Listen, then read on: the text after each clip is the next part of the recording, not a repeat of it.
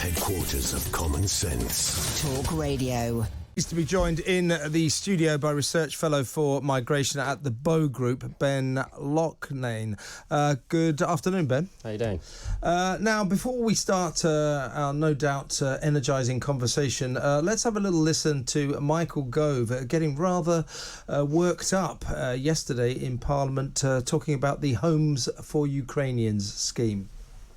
It is always the case that more needs to be done at every point when we are dealing with a humanitarian tragedy. We all recognise that, but I would respectfully say to him two things. Look, this country has taken in people from Syria, from Afghanistan. We're taking in people from Ukraine. It is an uncapped scheme.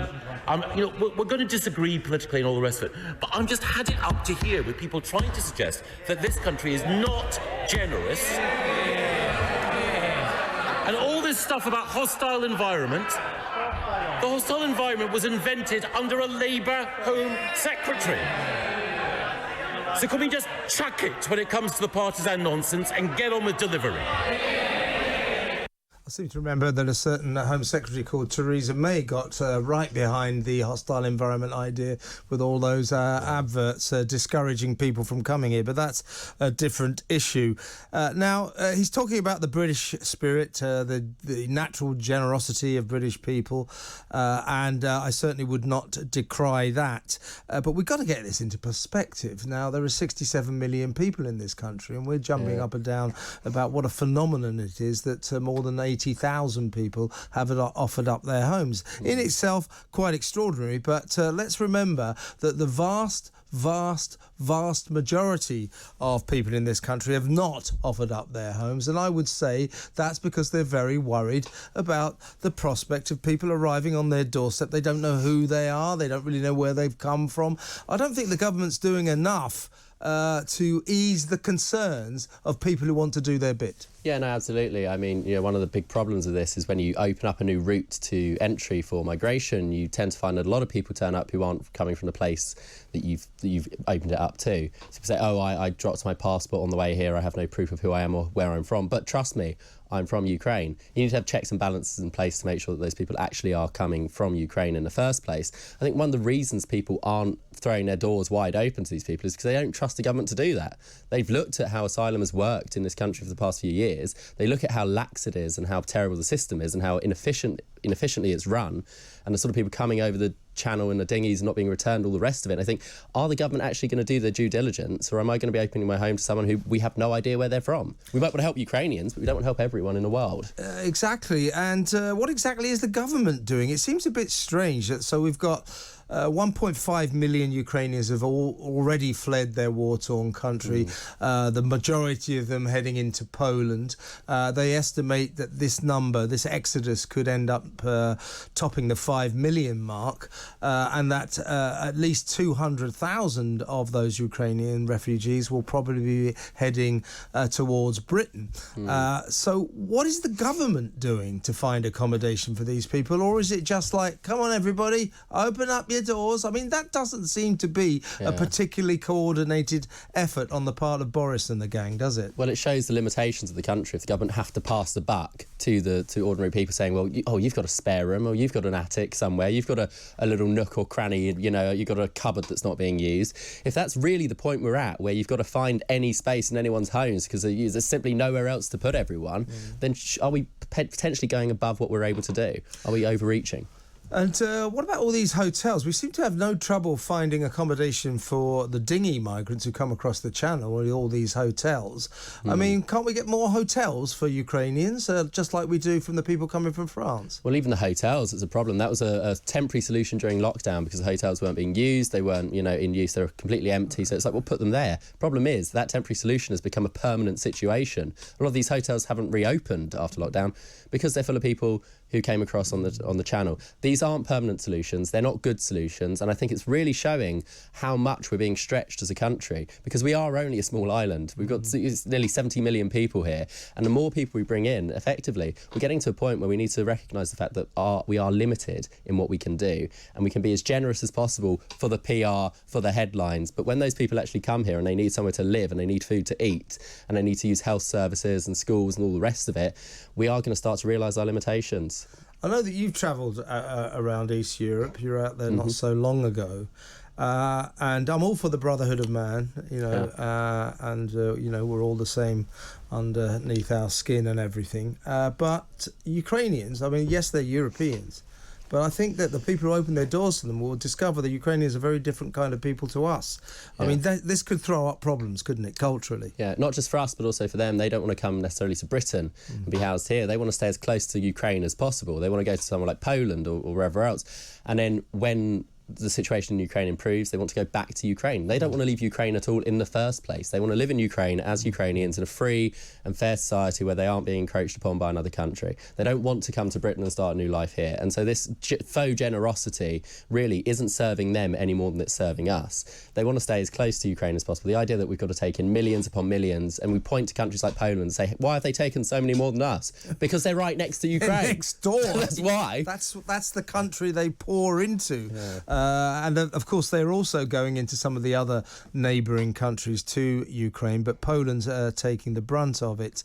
And I just fear that some of these people, good-hearted people though they are here in Britain, who've just said, yes, they can all come and stay in my house, I'm not entirely convinced they know what they're letting themselves in for. No, absolutely. We had this with the Syrians, you know, some years ago. People would say, oh, yes, bring them in, let them stay in my house, and they would. And then after a while, they'd realise that, you know, at the end of the day, people fleeing war are still people. There is still human nature. You don't necessarily get along with everyone you meet. And having someone move into your house, you know, you occasionally you rub up against each other.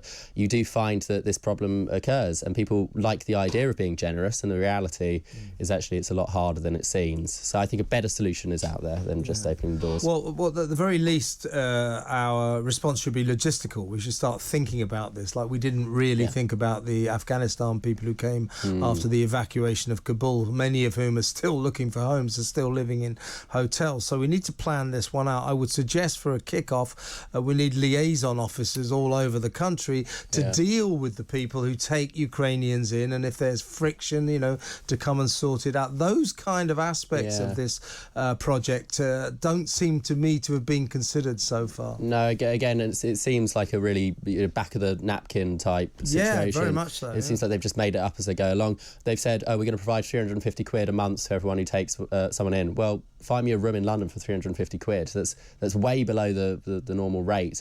Also, it's, you know, being subsidised by the government. You're actually paying for that yourself in tax. At the same time, they're raising taxes and other things. We're paying for a huge lockdown over the past couple of years. Our economy is in the dumps. You know, things like petrol and all the rest of it, food prices are skyrocketing. We are becoming poorer and poorer as the years go by, and the government seem to be doing all of their mathematics on the back of a napkin and not actually considering any of this logistically, and then passing it back to us and saying, oh, you take these people in. We're not going to do anything about it. It's on you. Indeed. I mean, I want to put a shout out to the listeners and the viewers to talkTV. Would you take in a Ukrainian family or a Ukrainian refugee? And to nuance that question, would you take them in if you were absolutely convinced that everything was above board and these were decent people? Or will you remain concerned exactly who it is you're opening your doors to? 03444991000. That's the problem, isn't it? You know, who is it? What checks will have been made on these Ukrainians that come in? And I say that in the full knowledge that 99.9% of them will be decent people fleeing the horrors of war, and of course even more distressingly they're nearly all women and children, because the men, all 18 to 60-year-olds, have had to remain in Ukraine. So most of them, the vast majority, will be fine, but they won't all be above board, will they? There's a problem there. Well, this is one of the good things, is actually this shows how ridiculous the past 5 or 10 years have been with these so-called refugee crises, where you see these, you know, working age, fighting age men coming over on dinghies with barely any women and children. The opposite is true here. You know, we're seeing the women and children coming over. It shows what a real refugee crisis looks like, and it makes the whole past 10 years look absolutely ridiculous. But that being said, you know, there will be some of the other, you know, hooky going on, and we need to have some proper checks in place to ensure that we aren't being taken for fools. You know, when you offer charity, when you offer kindness, people take advantage of it, unfortunately. Yes, you're quite right about that, Ben. People should remember that these people who are fleeing Poland, and many of whom will end up in the UK, they are people who are genuinely fleeing war and terror, as in the war and terror in Ukraine. There's a big difference between them and the predominantly young men between the age of 18 and 34. 84% of them are young men who come across in boats from France, which last time I looked is neither a centre for war nor torture. No. Well, look, if I was in France, I'd want to come to the UK. I don't blame them, but doesn't mean that we have to take them in. It's at the end of the day, they are safe there. And, you know, we've seen this for years now. You know, I remember I've told the story a number of times before. When I was down in Dover covering this, a photographer came along to take pictures. And then halfway through, when the boat was coming in, he turned around and went to get in his car and leave. And I said, why are you leaving? They've barely come in. That's great pictures. Boat full of these migrants. He said, well, there's no women and children. No newspaper will buy the pictures because fascinating. because they'll only print the ones with the women. You're right. You always get a picture of a mother with a baby, but it's pretty rare among those who come across the channel. Exactly. You're so right. But this is what real refugees fleeing war look like. So I'm not trying to be hard-hearted about this. I think it's great that so many Brits want to do their bit and help these poor people. But I think the government's approach to it so far is far too simplistic. Yeah, a lot of it is platitudes, it's virtue signalling, it's the idea of it sounds really nice that we're doing all of this good stuff. But the reality is we have to look at the logistics. Also, these people don't necessarily want to come all the way to Britain. They would much rather stay nearby to Ukraine, and the idea that we have to take as many as somewhere like Germany is frankly absolutely ridiculous. Yeah, and a lot of people fear that when these Ukrainians come to stay here, that they will stay. But I think you'll find that all but a very few will be desperate to get back, mainly because they've left their husbands and their fathers over there fighting the war. Again, this is the difference between a legitimate refugee crisis and one that is not, you know, is economic or so on and so forth. These people coming over from Ukraine, you can expect that they will go back to Ukraine as soon as the situation is stable again, as soon as they feel comfortable returning. And as you said, because their husbands and sons and fathers and so on and so forth are over there, they'll want to get back as soon as possible. So there we are, Ben. We're resuming this conversation after these messages and the half-hour headlines. I'm Kevin O'Sullivan. I'm with Ben Loughnane from the Bow Group, and this is Talk Radio. Online and on your smart TV. Talk Radio TV News. With your headlines, I'm Emily Rose Adams. Coming up, Russia continues assault on Kyiv. Peace talks to continue today, and Brits sign up in thousands to help refugees. Powerful explosions have rocked the Ukrainian capital Kyiv today, following Russian strikes on a metro station and residential buildings. 9 humanitarian corridors are due to open in the country in an attempt to evacuate more people trapped in cities, while a 35-hour curfew will take effect in Kyiv from this evening until Thursday morning. Meanwhile, it's understood the leaders of Poland, Czech Republic and Slovenia will be heading to the Ukrainian capital today as part of a European Union mission to show support. The Ukrainian Armed Forces has estimated that 13,500 Russian soldiers have been killed so far in the ongoing conflict, far higher than the number confirmed by Moscow, who put the number of deaths below 500 at the start of March. Well, Foreign Office Minister James Cleverly has told Talk Radio they're trying to do all they can to help Ukraine hold back Russian troops. We've been involved in training the Ukrainian armed forces for a number of years. So obviously we see these horrific images. We want to do more. We will continue to support Ukraine, as I say, both with defensive military equipment, with humanitarian aid. Well, negotiations between Russia and Ukraine will resume today, with the Ukrainian President Volodymyr Zelensky saying yesterday's talks were pretty good. But the US has signalled it remains sceptical of any resolution. Here, and almost 89,000 people in the UK have now registered an interest in opening up their homes to a Ukrainian refugee. The government website taking applications for the scheme went live yesterday afternoon, and at one point it crashed because of the high demand. That's your news on Talk Radio TV. More updates on the way soon.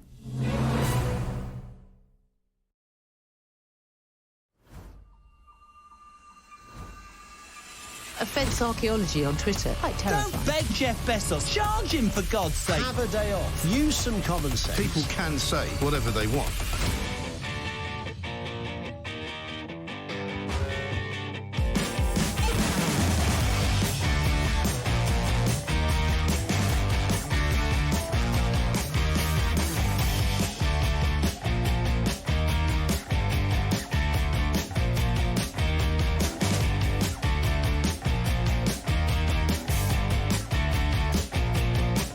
Kevin O'Sullivan on Talk Radio.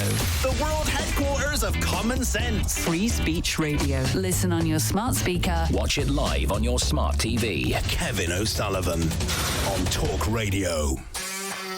Breaking news from the Ukraine. 2,000 civilian vehicles are reported to have left the besieged city of Mariupol on an evacuation route. We're hearing that Mariupol has been virtually reduced to rubble. In fact, you've been able to see that on the TV.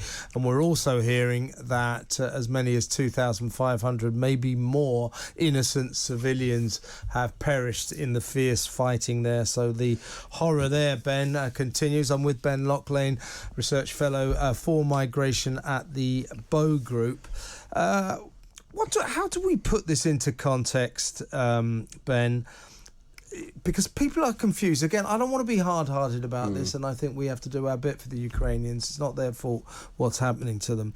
But I think a lot of people are slightly confused about the fact we get our knickers in a twist about 28,000 migrants that come across the channel in dinghies. I would suggest illegally, but apparently, according to the Crown Prosecution Service, that's not illegal. Why is it not illegal to come into a country without a passport? I would suggest it is. But anyway, I digress. So we get very hot under the collar about that. And then all of a sudden, there's a call to find homes for 200,000 Ukrainians. And we go, yeah, that's fine. Yeah. Fine. Well, so we seem to be schizophrenic about immigration. I think what it is basically is that legitimate refugees you generally have a lot more patience and time for. And one of the big problems with stuff like the Channel crossings is that it makes people less charitable towards genuine refugees. When, it's a bit sort of the boy who cried wolf type situation, when you have time and time again, being taken for fools by people coming over the Channel and so on and so forth. When you do have legitimate cases, people's tolerance is reduced to some extent. But I think most people look at what's happening in Ukraine and feel, that they want to be charitable and they want to take people in and so on and so forth. One of the main reasons for that is because they know that they're not going to take advantage of it. They know they're not going to overstay. They're going to go back to Ukraine as soon as they can because they don't really want to be here. They want to be in Ukraine. And so people are a lot more, they've got a lot more capacity for charity in those circumstances. What's your feeling generally? I haven't really asked you about the big picture yet. What's your feeling about what's going on in Ukraine? How long will it last in your view? Is there any end to it? Well, I think, in general, the situation is awful. It's dire. You look at what's happening, but I feel sorry for the people who are living in Ukraine. I think, when you look at the Ukrainian government, for example, 5 years ago, we were saying how corrupt they were. We were saying Zelensky was, not a great man, all the rest of it. Now he's been turned into a god. I feel very uncomfortable about that, as I think do a lot of people. Yes, I suppose so. I mean, he's very much a sort of cometh the hour, cometh the man, and he's definitely been a great leader in his nation's darkest hour. But before that, he's not quite a spotless angel, is he? No, he's been escalated to this figure of resistance to Putin, when the reality is he's just a man. He's a good leader for the time. Brave man, definitely. But does he have the mettle when it comes down to diplomacy? He's great at fighting. Like Churchill was a great wartime leader, not a great peacetime leader. Same thing for Lloyd George, great wartime leader, terrible at negotiating the peace. That's my question. It's what sort of worries me slightly about the whole situation with the Ukraine. That we're at that kind of stage where everybody's simplifying it. So we've got bad guy Putin, good guy Zelensky, Russians losing the war, Ukrainians doing brilliantly as they resist the invasion, West pulling together magnificently to help the Ukrainians. I mean, the truth, the nuances are rather different. You know, is it going that badly for Russia? It's certainly slower than I think Putin had hoped, but I'm not so sure it's quite the disaster we're trying to pretend. I think the idea that the Russian advance is a total and utter catastrophe is actually, to be frank, Western propaganda. Putin is certainly a problematic person. Is he mad? Is he bad? Is he both? We're at a stage where, you know, what they say about war, the first casualty of war is the truth. And I'm not sure we're getting the full picture yet. Things need to settle down so we can understand what's going on. Yeah, no, absolutely. And, you know, I think I distrust anyone who tries to polarise the situation into good versus evil, who says that, you know, the Ukrainians are the victims and the Russians are the evil guys. A lot of Russian ordinary people are suffering as a result of this as well. You know, they are suffering under Putin. Yeah. It's not as simple as Russia, evil, Ukraine, very good. You know, you've got to have a little bit, I think, a bit more nuance. Yeah, and of course the big question is, we've been enjoying patting ourselves on the back. We're patting ourselves on the back right now about offering homes to Ukrainians. As I said, yes, it's quite inspirational, I suppose. You know, 80,000 or more than 80,000 are willing to open up their doors, but there are 67 million people in this country, so more than 80,000 isn't really that much in the big scheme of things. And also this way we keep saying how fantastic the united Western effort is. The big question on that is it enough? Because it's not stopping the invasion, is it? But then also, what is the West? I mean, you know, we talk about the West as a concept, but really all it is just not the people that we don't like. It's, you know, when you look at it, we consider Japan as a part of the West in the way that we define what the Western world is. It's about values and so on and so forth. It's not a geographical thing anymore. And it feels a lot of the time when we look at things like NATO and so on and so forth, what values do we actually share in terms of, you know, do we actually believe that we want to have an expanding NATO? Do we believe in sort of, for example, the EU? Well, we left the EU, so is the EU a part of the West? I think it's a lot more complex than just saying it's the West versus the East, or it's, you know, us versus them. At the end of the day, you know, people, we are all human beings. We all have a shared humanity, and I think whenever you create a scenario where you other a certain group of people and you say, well, we're banning Russian literature and we're banning Dostoevsky, we're banning Tchaikovsky, and Russian people are being kicked out of European universities, you create a system where you are effectively villainising an entire ethnic group of people or an entire social group of people, and that's very, very dangerous. That's what leads to the worst horrors that we've ever seen in history, when you create another and villainise them. Indeed, and as you say, I think what's surprising us is there is a lot of unity among the West. So for once, all the countries of the West are offering a pretty united front. But you know, led by Joe Biden, he never misses an opportunity to assure Putin that whatever he does, America will not respond. The Ukrainians are making it absolutely clear, thanks very much for the financial sanctions, but they're not really helping us, and that is the case. Look at these cities, look at Mariupol, look at Kharkiv, look at Chernihiv. These places are being reduced to blood and rubble. I mean, they really are. And meanwhile, we're going, but look, we're having a go at Putin's oligarch mates who close down their bank accounts. Well, Zelensky and the gang, they're going, well, hardly enough, thanks very much. Yeah, I think it's very impotent, our response. The one thing, whatever you think about Trump, whether you like him, whether you dislike him, I don't think Putin would have done this when Trump was in office. He's waited until you've got someone like Biden, who is effectively a non-person. He's not doing anything. Certainly an old person. But he's not there. He's not present of mind. He's not actually doing anything. And Putin, the more he pushes and the less Biden does, the more he knows he can push. I think Biden is the sign of Western impotence. He really is. And he's certainly letting Boris take the lead on all this. Boris is emerged as the leader of the Western world right now, would you believe it?